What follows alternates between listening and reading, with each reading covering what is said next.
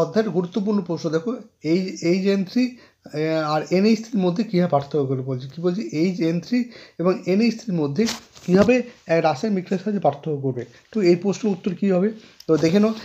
এইচ3 কী হয়, এইচ3 তোমরা জানো অ্যাসিডিক প্রকৃতির হবে। এইচ3 যে হাইড্রোজেনগুলো আম্লিক প্রকৃতির হয়, এই অ্যাসিডিক প্রকৃতির হওয়ায় সোডিয়াম বাইকার্বনেটের সঙ্গে বিক্রিয়ায় বুদবুদ আকারে কার্বন ডাইঅক্সাইড উৎপন্ন হয়। কী বলছি, এইচ3 অ্যাসিডিক প্রকৃতির হওয়ার জন্য হাইড্রোজেনগুলো আম্লিক হয়, ফলে সোডিয়াম বাইকার্বনেটের সঙ্গে বিক্রিয়া করে বুদবুদ আকারে কার্বন ডাইঅক্সাইড গ্যাস উৎপন্ন করে।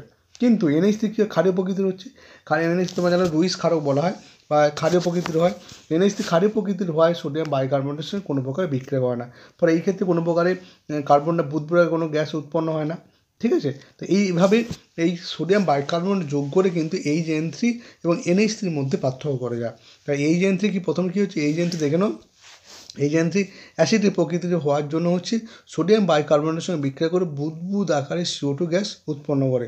কিন্তু NH3 ক্ষারীয় প্রকৃতির হওয়ায় সোডিয়াম বাইকার্বনেটের সঙ্গে কোনো প্রকারে বিক্রিয়া করে না। ঠিক আছে, এই বিক্রিয়ার মাধ্যমে সোডিয়াম বাইকার্বনেট যোগ করে আমরা সরাসরি এইচ3 এবং NH3 মধ্যে পার্থক্য নির্ণয় করা যায়। ওকে, অ্যান্সার যদি বুঝতে পারে ভালো লাগে একটা লাইক করবে, শেয়ার করতে কিন্তু ভুলবে না। ওকে।